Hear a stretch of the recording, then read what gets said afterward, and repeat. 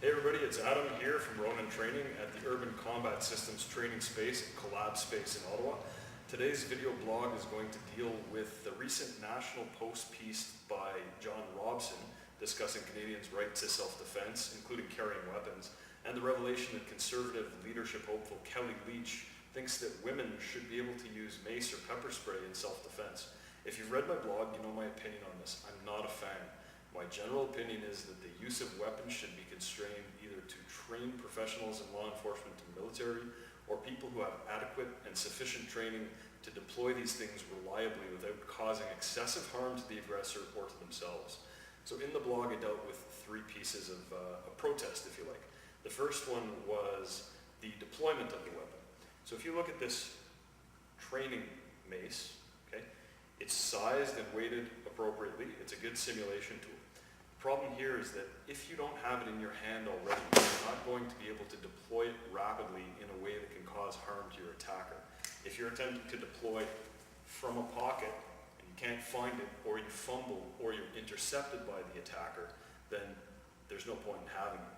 Even worse, if you're trying to take it out of a purse or a bag and you're fumbling around, you're wasting precious seconds. Less than 2.5 seconds and the confrontation is likely close to over. The second point I talked to you about in the blog was retention. If you cannot hang on to this thing, you run the very real risk of having it used against you with disastrous consequences. I'm going to show you that in a second with my training partner. And the third is the consequence of misuse or failure. I've deployed pepper spray experimentally in a closed space and moved several hundred feet away. It went airborne within seconds and caused the entire interior space to become saturated.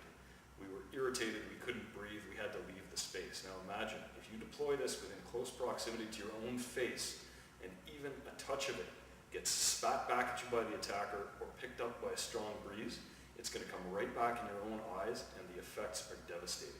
So I want to deal with consequence number one, deployment of the weapon. In an ideal situation, I would already have the mace in my hand, and I could just pick it up and squirt my attacker. But attacks are not ideal situations, so it might look a little bit something like this. I might have it in my pocket, we might be walking towards one another, and I'm taken by surprise, I go for the weapon. Hey buddy.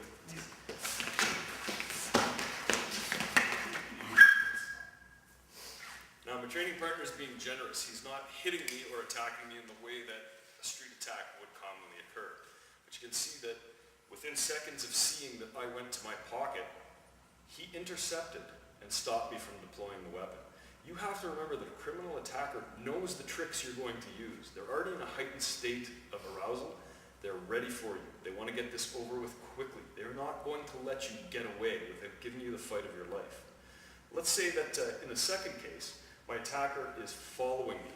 I get the sense that I'm being followed, and I turn around to confront him while attempting to deploy my weapon.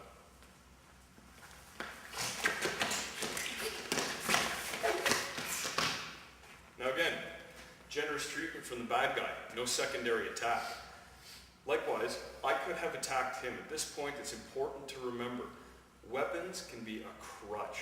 They're a secondary or tertiary tool. If I was in a situation like that and I had foolishly attempted and failed to deploy this, I would have had to go immediately to primary striking of the head, neck, the throat, the face. Second issue is retention. If I can't hold on to this, it's going to be used against me. We'll start from here. If I attempt to deploy this rapidly, and he hits, grabs, or disarms me in any way, there's no point to even carrying this. But stay away.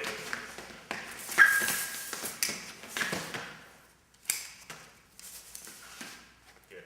It's now deployed against me. Okay? I want to show this for the third point in more poignant fashion. I'll put my protection on to protect my eyes. I'll show you what happens when the weapon gets taken away and used on you right away. Hey, buddy.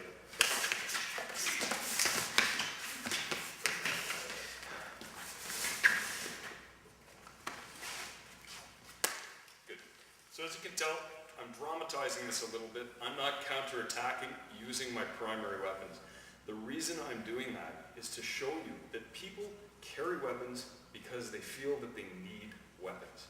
Once you develop that psychological crutch, and the habitual crutch of having it, checking for it, intending to use it, you forget what you're supposed to be doing in the scenario, which is being aware, avoiding, watching for preemption and cues to an attack, and deploying your primary weapons, your hands, your elbows, your head, your knees, your legs, whatever it takes to subdue the attacker.